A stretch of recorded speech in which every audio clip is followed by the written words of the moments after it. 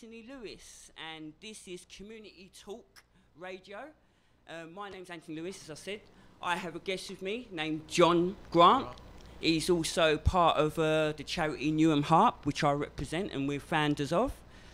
This is my first time doing radio, so please excuse any nerves I may have.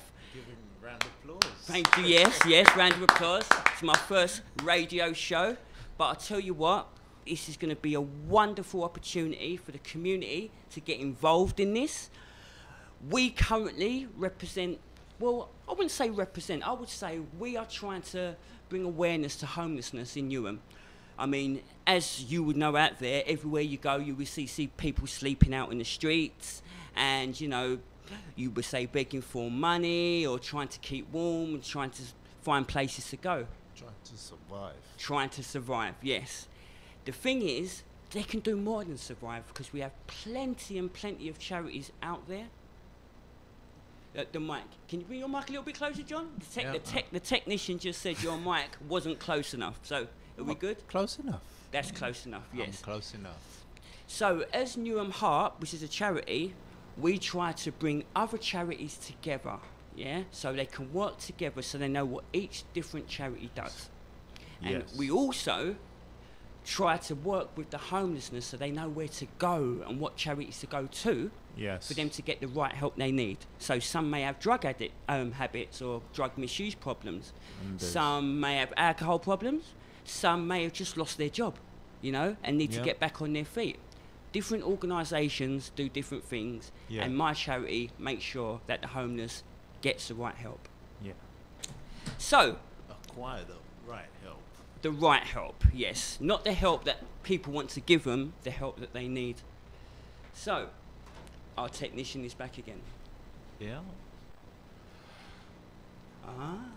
Okay, higher level. Thank you, technician.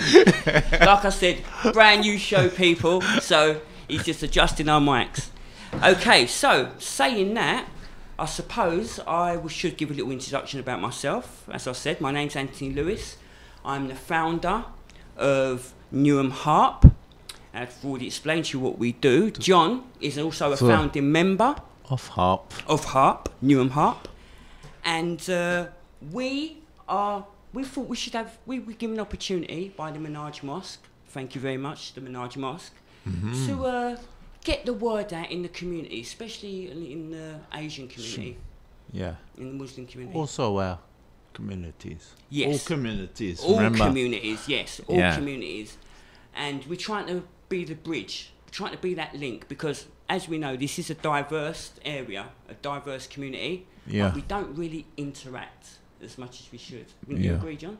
Yeah. Only if you're homeless. Yes. That's the only time you tend to interact with different cultures is when you seem to be in trouble. And I Yeah. think, you know, maybe we should be together a bit more when we're not in trouble sometimes. Definitely. So, going from that, I was on air on Tuesday and I set myself a challenge. That challenge was to fast for 1 day. Now, Just one day. just 1 day, 18 hours. Because I'm not Muslim, but because I want to understand the Muslim culture, and it is one of the biggest dates in their calendar, is Ramadan, isn't it? And then you have Eid. So I'm Yes. learning all these new cultures. So I was thinking fasting, when I was homeless, I used to go like 24 hours without eating. That's got to be easy. That's going to be easy, I said. Guess what? It wasn't. No way. Oh, no, it wasn't. I started at 3:14 in the morning, and particularly just a couple of hours before that, Yeah. I was thinking drink some water, get some food in you, but I wasn't hungry. Prepare yourself. Yeah, prepare yourself. But I wasn't hungry. I wasn't hungry. No way. No. So I went to sleep, woke up 6 a.m. My body automatically got up, went down to Yeah. the kitchen to make coffee. Got to the kitchen, realised I can't have coffee. So, and all of a sudden I could smell coffee. It was like as if, have you ever heard that term, wake up and smell the coffee? Yes. I Well- use that myself. Well, I woke up and believe me, I smelt that coffee. And I don't know whether it's the fact that because you can't eat and you can eat, that it makes you want to eat more. I'm not sure. But anyway. And then someone said you cannot drink, cannot smoke either. No. So, and nothing can really pass your lips. So, it was a struggle in the beginning, but I got my head around it and I got through it. 12 hours. I actually did a video diary, which I will have uploaded onto YouTube or Facebook or Twitter. Remember, you can listen to this show on Facebook, Twitter and YouTube, Ramadan FM, Okay. 2018, as I like to say. And yeah, I did a video diary, so you can check that out online. But the thing was, I got through it, did the 18 hours. Yeah. 9 p.m. is when I waited to eat. Now, during that day, a lot of people came. I think you gave me some bananas and stuff as well, didn't you? Oh, yeah, I mean, sure John's did. constantly always equipping me with some sort of food or drink. And a wonderful woman named Taleb, she got me kebabs, some dates, bananas, Yeah. oranges to eat afterwards. Yeah, to And help plus- you break your fast. Exactly. That's And what it's plus, called. I wanted my big mug of coffee, didn't I? So, 3 o'clock, totally stuffed my... 9 o'clock, sorry, that evening, I totally stuffed my face. I went to sleep, and I woke up, and I was in severe pain, and I had cramps, yeah? You're Yeah. laughing, but listen, I was literally screaming, okay? What the listeners don't seem to know is that I'm diabetic, okay? Yes. And I had gone 18 hours without eating nothing. And then I had literally downloaded every possible food, delicacy, drink you could possibly eat in the space of half hour. Now, Yeah. the effects of that is that I got inflammation Yeah. in my leg and my foot where it swells up a bit. And don't worry, I'm okay, people. It's okay, I'm fine but now. Your internal system will break down as well. That's exactly what happened, okay?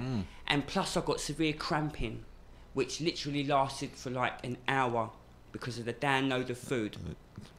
So my question is, to the community outside, is that during your Ramadan and your fasting period, do you have any medical issues that you have to deal with when fasting you have to take into consideration? Me, it was diabetes. I don't know how fasting would affect anybody else with any other conditions. And if you have a condition out there that you have to adjust your needs during your fast, because I only did it for 1 day. I mean, it's like a 30-day thing, isn't it? Yeah. As I say, you have to constantly drink water. Yeah, but you can't drink the water during the 18 hours, can't you? You have to drink it afterwards or before. So how do you cope out there? Me being a non-Muslim, trying to understand your faith, you know, trying to understand, you know, what fasting is all about, why do you do it, you know, what's the history behind it? You know, so if there's any callers out there who would like to ring up and explain that to me, I would love to hear from you. So, moving on from that, yesterday, John, what did we do yesterday? Oh, we went to my secondary school. Which Your is secondary now school? My secondary school. And what school was that? Rokeby. Rokeby, That which is Pickford Street. Pickford Street. Yeah. Okay, but what is it E50. called now? You forgot, didn't you? Sure have. School 21. It's called School 21 in Stratford, and I tell you what, the kids down there is absolutely amazing. They were currently doing a Kickstart program where they're trying to make well, they're not trying, they're actually making a documentary about homelessness in Stratford. It was a project. It's a project, yes, and I think it goes to all their exam marks, doesn't it, or something at the end? Yeah, it's involving that, isn't it? Yeah, but you know what was a wonderful thing about that yesterday? One, they invited the both of us to come down, which was a great honour. Yeah, definitely. And they made us feel like superstars. Yeah, I sure mean, did. come on. Everybody was walking through Stratford and they were like, oh, who's that getting filmed? Yeah. He must be famous. Yeah, the questions. Yeah, that the came from other people standing around. Yeah, so they interviewed us. We was walking and talking, explaining some of the experience that we've had as homeless people. Yeah. And the kid, I tell you what, listen, to know that 16 to 18-year-olds are so politically, community aware of what is going on in their community and are actually trying to take action, I think it put some of us adults to shame. Most definitely did. The awareness. The was awareness fantastic. is unbelievable. I mean, they were hitting me with statistics that I should have been hitting them with. They know, you know, who's in and out of power, who got elected, who didn't, you know, who got evicted from this, what homelessmen slept. They know their stuff. And the question that they wanted to put across was this: homelessness can be anyone, hit anyone. Most definitely, yeah. When I was growing time. up, it was an alcoholic, a drug user, a guy that was a criminal that come out of prison. Yeah, that's what we always, that's as youngsters, understood it to be. Yes, and it was your stereotypical view that it was an alcoholic, drunk, they deserved it, was their fault. I'll tell you something now, Newham, that's not the case today. I mean, John, give a bit of background on yourself. What have you done in your life? Well, I think I've always been in the education system. There you go. I've been a mentor. I've been a teaching assistant. I've been done caring. And, I've done a lot in my time, but yeah. There you go. And did any of that, and don't forget, you also went to the same school that these guys are doing their documentary on. And did at any point, when you was doing all of that work, all of them jobs, the different lifestyle, I mean, you've got a child as well, you know, we both got kids and that. Yeah. We've raised children. Did you ever think that you would find yourself in the position you are now? No. Of course not. No way. Of course not. No way. No way. Not even sitting here doing a radio show. Exactly. Yeah. And we're doing it because we became homeless. And it wasn't because we broke the law. It wasn't because we done bad things. We chose evil over good. You know, I consider myself to be a very good spiritual person. Yeah. No? Always an uplifting character. I mean, not mentioning no names, but some of the people we know that are homeless now, we know judges, we know IT consultants that have their own businesses. Yeah. Somebody. We know ex-policemen. Yeah. Wow. Like other people that worked in the education system as well. Exactly. Yeah. We know there's 18-year-olds, 20-year-olds that we know that are homeless right now. Yeah. To old men, women. Listen, homelessness is not leaving anybody out right now. Okay? It doesn't choose you. No, it doesn't. Private landlords upping the rent on you. That can make you homeless. You could lose your job. It's always a breakdown of families. Breakdown of families. You know, you come home, the wife says, "Why didn't you bring the shopping from Tesco's?" "Because I was in Lidl's. I don't like Lidl's. Get out." It could be as simple as that sometimes. Yeah. But on a serious note, homelessness. Newham has one of the biggest homeless epidemics in the country. Why is it in Newham we have the most homeless people? What is going on in Newham that's not going on everywhere? Don't get me wrong. Oh, God. It's happening in other parts of London and this country, but in Newham, it's an epidemic. It seems like a foreground. It is. It is. It's like as if when you become homeless, you go to Newham. No, but that's what it seems to be, because that's what statistics are saying. In Newham, I think there's like actually currently 14,000 people in this borough that are homeless or seeking sheltered accommodation. Wow. 14,000 people. That's amazing. Not in London, in Newham. Newham alone. Alone. So as a community, we've got to ask ourselves, what are we doing or what are we not doing? Yeah. We have a new mayoress now, don't we? She's talking about how she's going to change this and change that. And I don't know if it's true. Making correct me if homelessness I'm a wrong. priority. Yes. And I don't know if it's true, correct, and anyone can correct me if I'm wrong. I heard that the mayoress family went through a period where they had to deal with homelessness. Whether that is eviction or losing a home, I don't know the details. But she apparently has a connection People have with home. always maybe experienced it sometime or another. Yes. I mean, that seems to be the current trend. If you are not homeless yourself, you know someone that's homeless. You know? And what are we doing as a community to help? I know we've got our own families and we've got our own jobs and we haven't got the time, this and that, but where does the charity start? You know? Yeah. I mean, it's not just about Christians. It's not Catholics, Protestants, Islam, Muslims, you know, Jewish, yeah? Yeah. That means nothing when you come to helping people, yeah? It doesn't matter who you're working alongside. You don't choose who you want to work along with. Yes, and you shouldn't have to choose who you want to pick to help either. If somebody needs help, I think as a community, we need to start helping. And it seems to be in local authority, local government right now, they're actually listening to the people at the moment. Now, whether that's just because they've just had an election and they're trying to sweeten us up, or, you know, they wanted us to vote them in, the point I'm trying to make is, at the present moment, as you know yourself, John, we are working with Newham Council. Yeah. You know, so let them know who's doing what in the community, who's helping who, how can we support these people. Yeah, so we're actually working with Newham Council right now to try and make things better. But what else are we doing as a community as a whole? We all like to say that we do this and we're charitable and this and that, but what are you doing? What are we doing?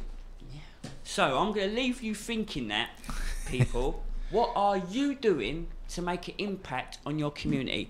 And I'm not just talking about homelessness as well. We know we have gang crimes, gang violence, we have drug problems, you know, we have loads of things that are going on in our community that needs to be dealt with, yeah? But what are you choosing as an individual, yeah? What are you doing out there to try and make this thing better?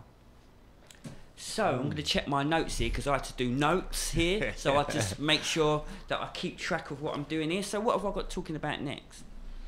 Okay, so I want to talk about future shows because listen guys, this is not a one-off. I hate to tell you this.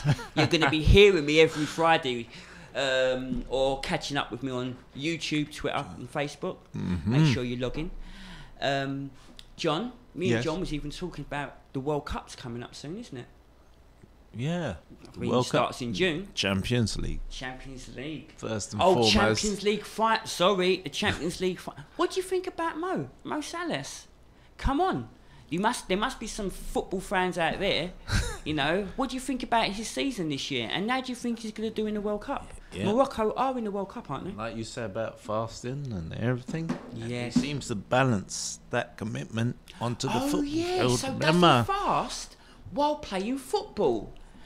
Please, can someone out there let me know? If you're playing a professional sport, do you fast during your sport? Like, if you was a footballer now, are you still required to fast? Is there some kind of leniency? Like, how does that work? You know what, John? I knew there was a reason why I brought you along. I knew there was a reason why you was here today. Told you, Mo Salah. You remember him? Yeah, but Mo Salah. Like I said, his background. Ozil as well. He's Muslim. Yeah. The other day I saw a clip. Somebody, he plays for Arsenal. What's his name? Ozil. What's it? Ozil. Yeah, the Arsenal, German Arsenal international. The German international, Ozil, plays for Arsenal. At one of the matches, somebody threw bread onto the pitch. Okay. Right. So he's picked the bread up, he's kissed it, and he's put it on the side. Now, somebody said that has got something to do with his religion. I don't understand this. So again, anybody out there, educate me. Tell me what was that about. He was about to take a free kick. It was a corner, sorry. Yeah. And he was about to take a corner. He ran up to the corner, and before he kicked it, somebody threw a bit of bread that landed next to him.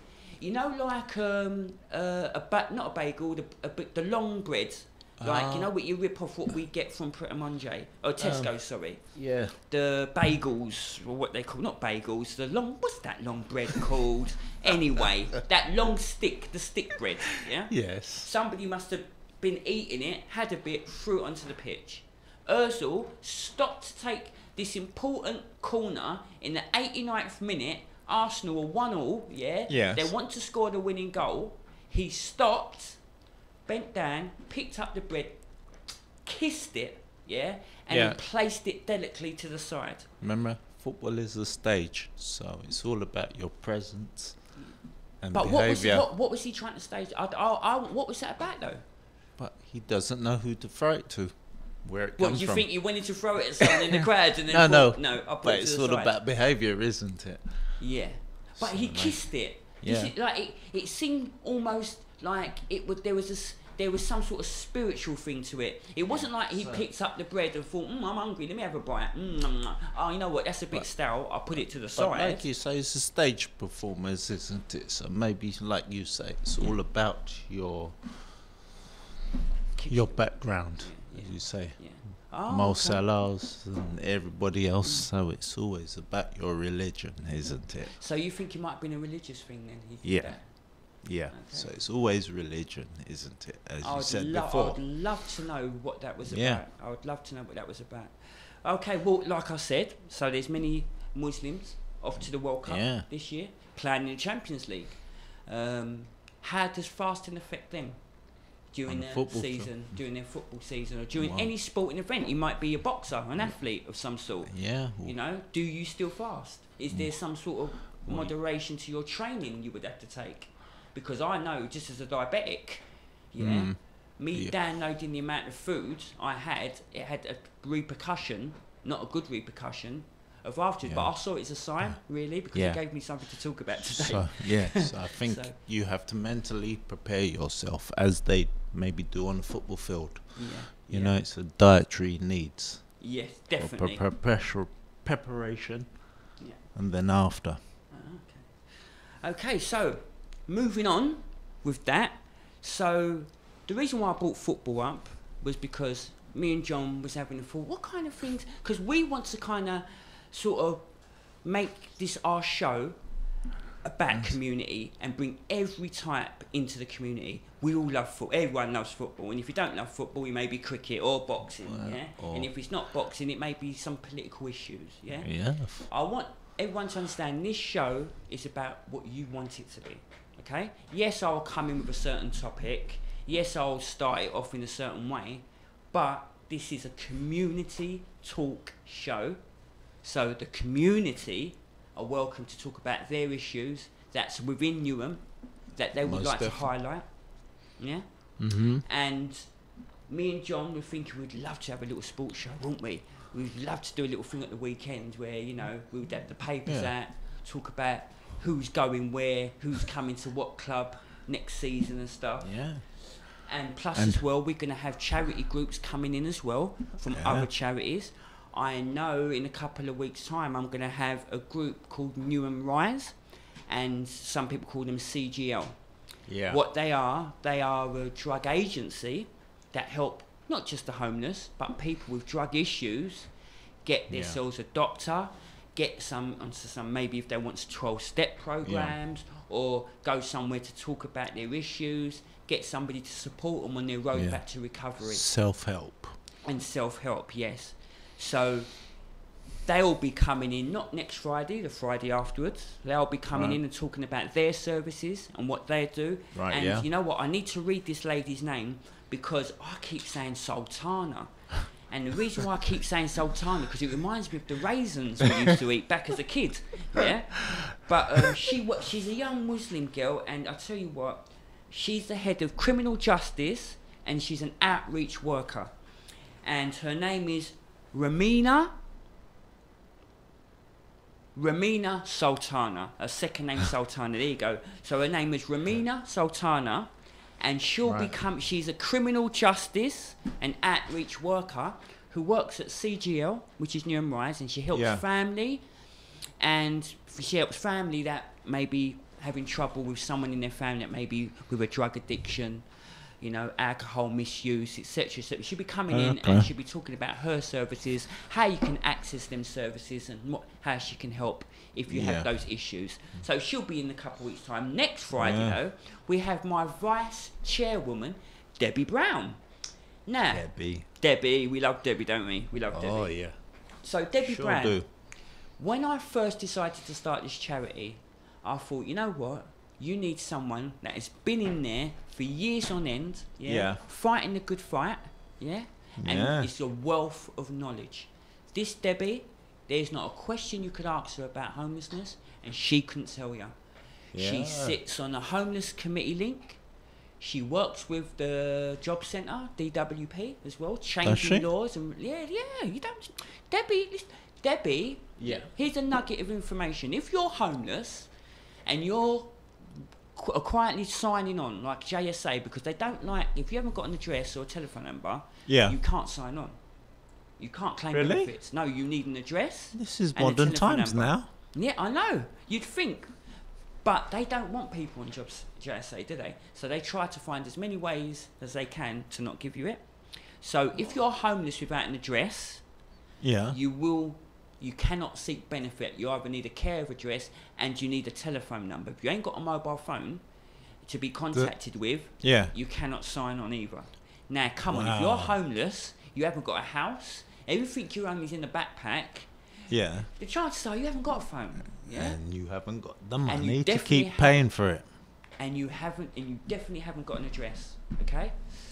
So our charity, and I probably should have told you about this earlier.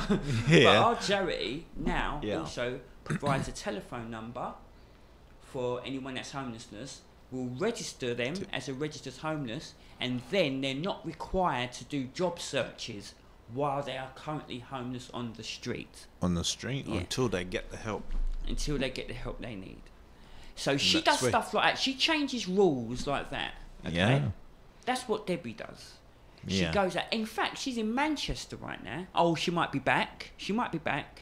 But she was definitely have to be back. Yes. And she was at the Diversity Awards. Yes, the Diversity Awards. Now, what that is awards given to people that do great things in the community. Okay? That's where she is right now. Okay. I can't tell you too more about what's going on there. Debbie will tell you all about that when she pops in next week. Yeah. But I'll tell you something about this Debbie. She is in the community and she was changing things and working her off, long before I even knew what homelessness was. She'll be here next week telling you what her past, what she does, and how she works within the community. Wow. So, then we've got a break. The Ramadan's over after the next 3 weeks. You've got 3 weeks left of Ramadan, then it's Eid, And I've been told, because I did fasting for 1 day, I actually qualify to join in an Eid. So we're going to party. So I'm not sure where I've been invited to yet, but I know I've been told that I can come along and celebrate Eid with them. And that's another thing. I've never celebrated Eid before, you know? So that's another experience. And what we love to do as a charity, we love to research the experience. Okay? Yeah. We don't inspect. We don't go around saying, "Oh, how does this work?" We research the experience, as in we go in and we get a feel and we experience the service. Yeah. And then we'll take what we can from it, and then if it's cool, we add it to the directory, the Newham directory, which is a directory it's online. Just type in Newham directory and all the services that do good work in this community comes up on this. Okay. And we've been given the honour by Newham Council to be updating that directory. So if you've got a charity out there that are out there doing good work and you want to promote it, you want to come and talk to me about it, give me a call. Yeah. Give us a call. Get in contact with us. Let us know. If it's that good, send us an email. Send us an email. There you go. You heard straight from John's lips. Send us an email, and we'll look at it. We'll come and see you. We'll talk to you, and we'll even get you on the show. So, moving on. Yes. So, yes, I'm going to also another guest. Almost forgot. So, West Ham United Foundation. Now, we all know West Ham United, Premier League club. They stayed in the Premier League this season. They've got a new manager now, haven't they? Was it Pellegrini, the old Manchester City manager? Yes. He now is the manager of West Ham United. Well, I am good friends with a guy named Darryl, and he is the community activist. I think that's what they actually call themselves, community activist for West Ham United. So he's part. He can get you into academies. He can get you trained on their pitch. He works with the community to do a lot of sports, mainly football, of course. Yeah. So I'm going to have him on the show, get him to tell you guys what's available to your kids, available to teenagers, available to adults. Well-being programs. I'm going to get them in. Yeah. And if your kid's a possible superstar for the future, Yeah. might even get you into the West Ham Academy. Yeah. There's walking football. There's walking football every Thursday in Beckton. Thank you very much, John, for that. Almost forgot about that one. And it's still all professional. yeah, and I say walking football, I know it will automatically think old men can't, running about, they can't run. It's not that, really, because I do it, yeah, okay? And You've done it. I remember my partner used to always tease me about it. You're going to play old man's football, are you?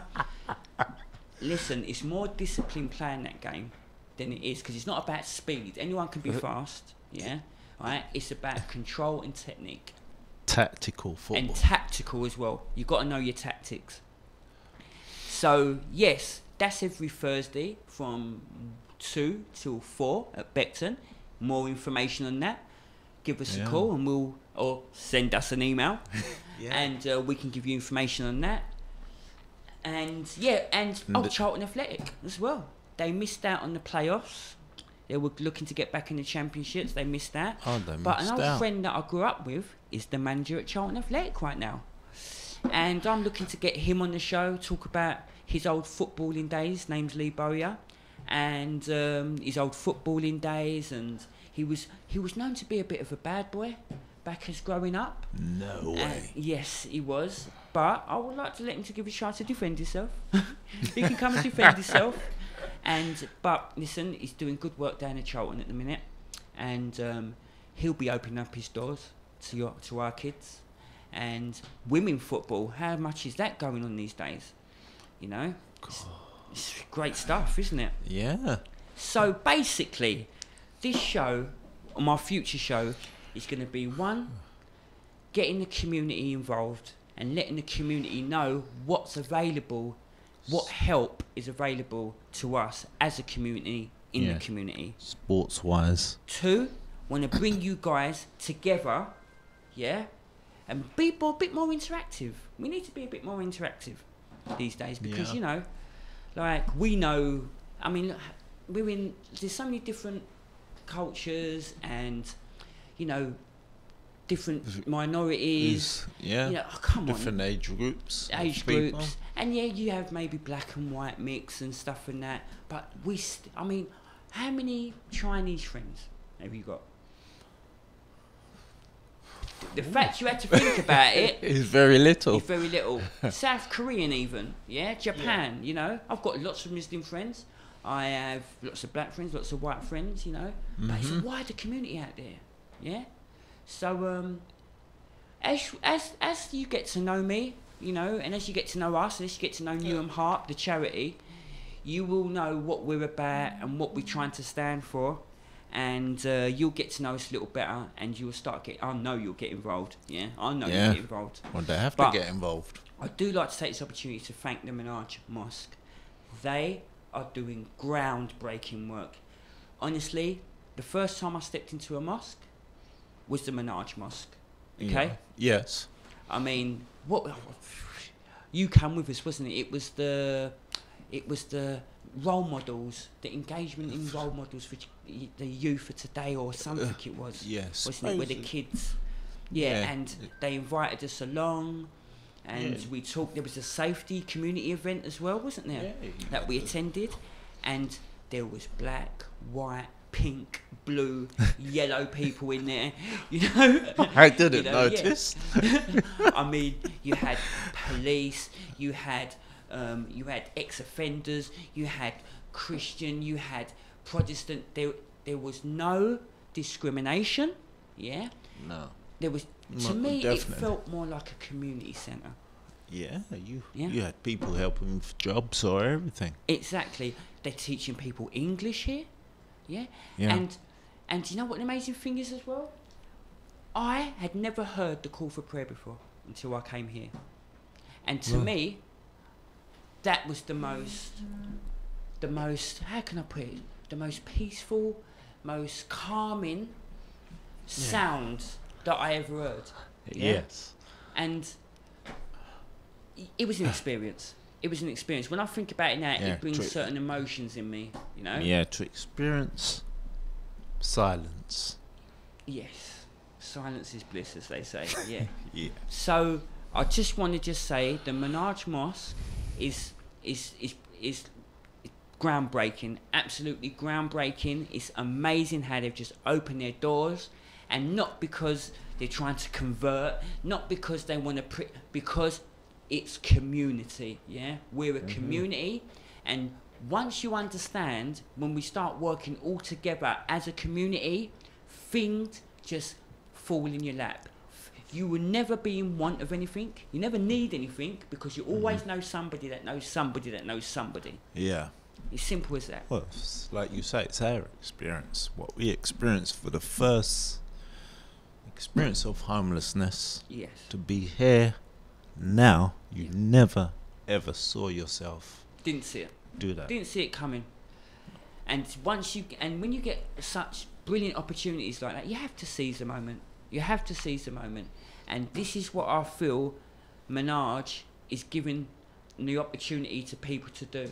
Just want to say, I don't want to sound like a old pirate radio DJ, but I just want to say a shout to Talit Batty and her walk and talk space that she has every Tuesday at Canning Town Library, where, you know, if you had a bad week, a good week, you want to talk to someone, maybe you don't want to talk to family, maybe you just want to talk to somebody that doesn't, and it's not going to judge you. Yeah. Walk and talk is excellent. Get in touch. We've got the websites and numbers to contact you with that. And she does I've got to say this right. Conversational space on a Monday, 10 till 12. Yeah. It's a good little group. You go in. I use it as therapy. I use it as a personal counselling session. Personally, I turn up there on the Monday and I just tell you everything that happened all last week. Yeah. And you know what? They listen, and they might even offer some advice, but there's never any judgment. Muslim, Asian, Christian, Protestant, you name it, in that group as one. Yeah. And it seems like when you leave them rooms, like a weight off your shoulders. So big up to Talit again for that one. Yes. So many things is going on in our community, and it would be criminal for us as a community not to be aware of all these things. Yeah. So this is what we do as HARP. We try to highlight all of these things. Yeah. Get to you first. Get to you first. Put you in connections. If your dream is to be a musician, get to you first, or get to us when you hear about us. Exactly. If you want to be a musician, if you're a young talent out there, I know people with recording studios. If you want to be an artist, I know where you can go take your art to a gallery. If you want to be a road sweeper, I can even send you that way. The point I'm trying to make, whatever your dream is what's going to make you happy in life. Mm-hmm. My dream is to help others the way I'm helping them. Okay? Now, if I can find a way to get paid for it, that would help. Yeah. But until then, I'm happy. Yeah? I'm happy. And to me, once you're in a happy place, that's when you can really do good things. You know, that's the start. Definitely. Yeah, you cannot do good for others unless you've done good for yourself first. Unless you feel good in yourself first. Because you've got to be able to portray your happiness, your enthusiasm, your passion onto somebody else to make them want to be passionate and to do what they want to do. It's always people that appreciate what you put in. Yes, exactly. It's always that. So, God, another shout. No, I just want to say a big respect to Lola's Homeless as well. They have been doing amazing work down in Stratford, feeding the homeless, clothing the homeless, making sure they have toiletries, couple times a year she does this big party for them where they get their nails done, their haircuts. They I mean, we've been to a couple of them ourselves, haven't we? Yeah. She is very good at what she does. She is. And does she get paid for it? No, she doesn't. She does it from her heart. Okay? That's on a Wednesday night. She's down at a Wednesday night down in Stratford Centre, 7:30 onwards. Yeah. You know, we need to start supporting each other. Yeah, all these names I'm saying, all these charities, all these people, it's all about enhancing what they do so they can enhance things for you. Okay? Yeah, okay. That's what it's about. Yeah, it's about communication. School 21 again, I just want to say, listen, you guys, I would love to have you guys on the show. I'm going to talk to your teachers and your headmasters about that. I know they had another couple of weeks, haven't they, of doing their project. They're trying to raise money and, you know, get donations in. I don't know what they're going to donate it to, but I know it's going to be a good cause. Yeah, they'll come down and tell you what they're doing. That's right, because they're coming down to Anchor House, aren't they? So I'm sure they'll let us know. See the experience of others there. Exactly. And for kids, for our kids to be so passionate about helping others, you have to support them. If you don't support the kids, they're the future. They're the ones that are going to be the politicians, are going to be the business owners, are going to be whatever they're going to be. Yeah. So while they're in this frame of mind, you've got to encourage it, haven't you? Most definitely have. I mean, they're the kids, man. It's the kids.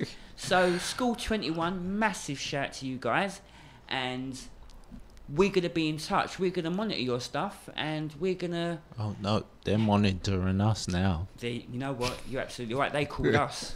We didn't call them. They called us. So, yeah, just wanted to just highlight that. And don't forget, you can catch us on Twitter, on Facebook, and on YouTube. And I think before I ran this show off, and wow, doesn't an hour fly? Sure does. Does it fly, doesn't it? I might have to answer for 2. Wow. Okay, no, time has flown. But basically, I wanted to introduce myself, and I took the Ramadan challenge to try and get your perspective, the Muslim perspective of what fasting is about. It's one of the most important date on your calendar in the year. And for me to say I want to be a man of the people, and I want to understand but not experience, not research the experience, yes, would make me a hypocrite. So that's why I did it. And despite being diabetic and the stuff it caused, I'm okay now. But health issues. Don't forget, you can leave comments as well on Facebook, YouTube, and Twitter. Comments, likes, please. Lots of likes. I like likes. Yes. And just tell us your thoughts. Oh, I'll be the first to answer you on Twitter and wherever. So, you know what? It's been a good... I've enjoyed this. I've hoped we've introduced ourselves enough. And of course we have. We're going to be here every Friday, 1 till 2. Then there's going to be a break after Ramadan for Eid. I'm not sure how long that break will be. But after that break... you'll have me every Friday for the rest of your lives, okay? So take that as a nightmare or not, I'm not sure. But listen, this show is going to be whatever the community wants it to be. Of course, I'm going to come with the latest issues, keep you up to date with what's going on in our community, what's hot, what's not. That could be a category. What's hot, what's not in Newham. Right, yeah, perfect. That's it. What's hot, what's not in Newham this week. Okay, so yes, I'm going to be doing stuff like that.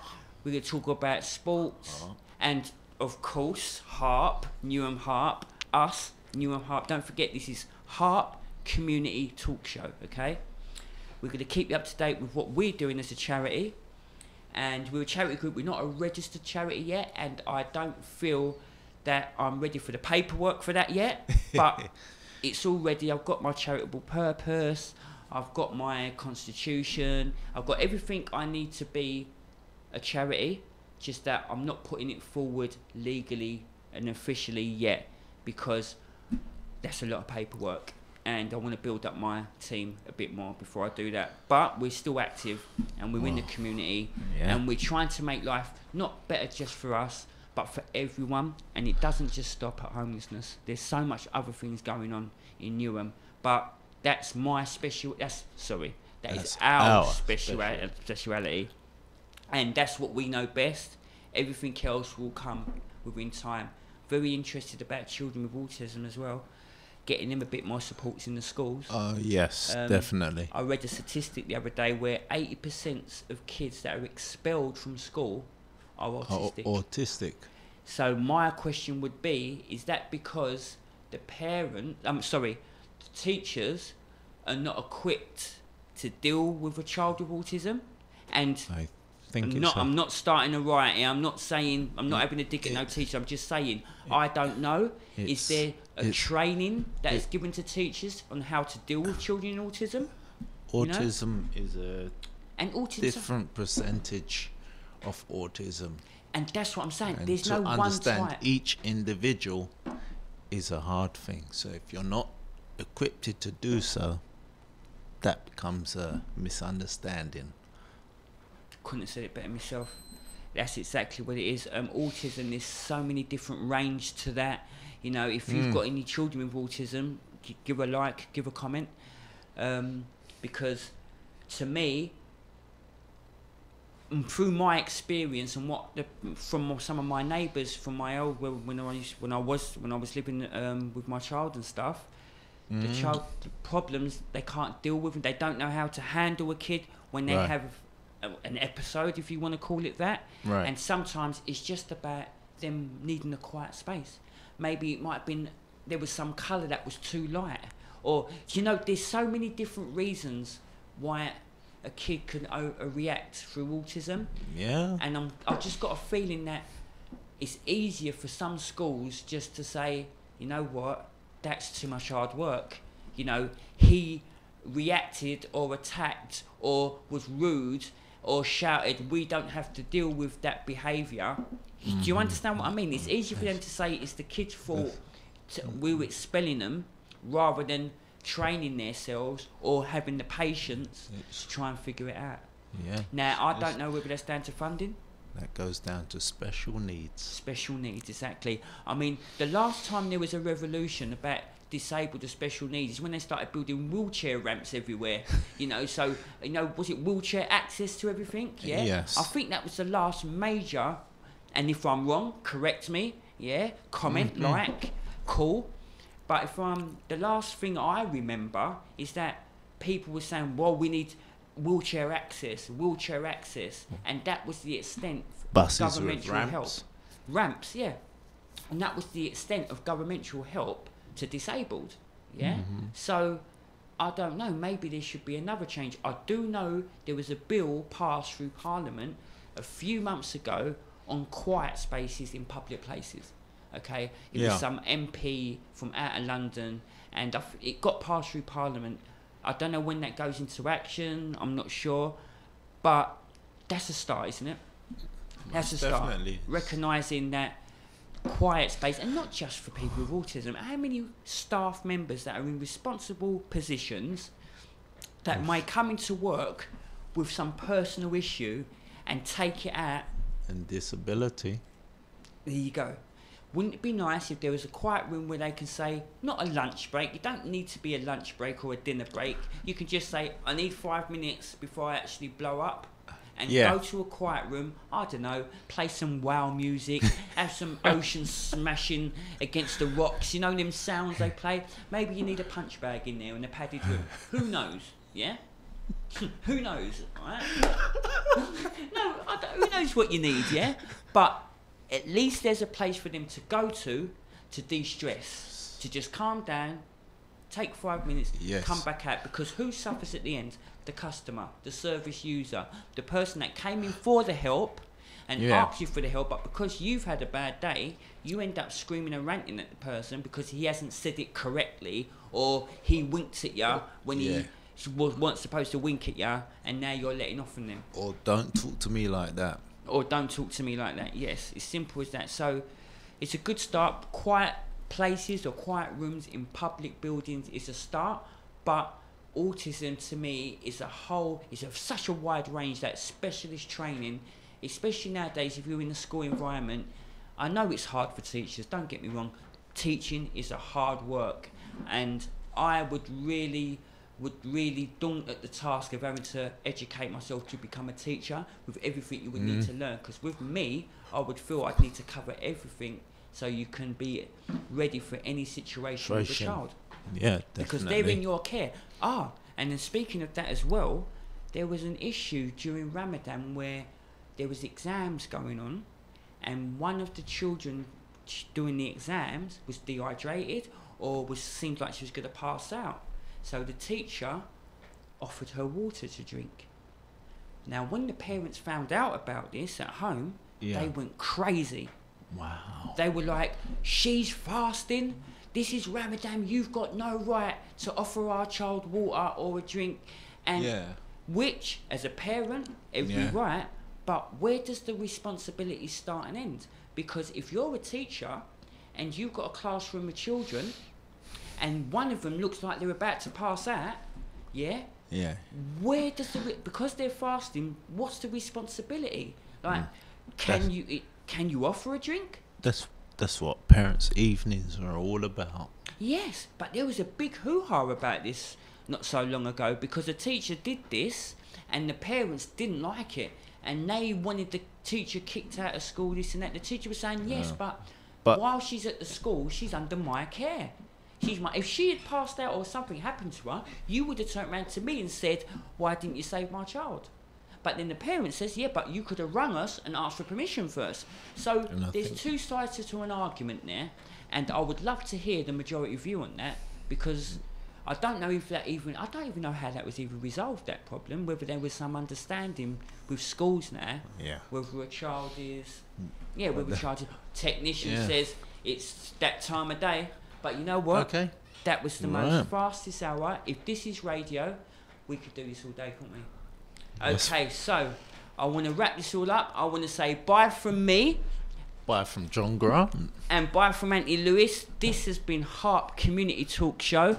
I hope we made you think today. I hope we raised some issues that you can comment and like. Remember, we're on Facebook, and YouTube. Educate us on. And educate us as well. YouTube, Twitter. And we'll catch you next Friday. Thank you very much.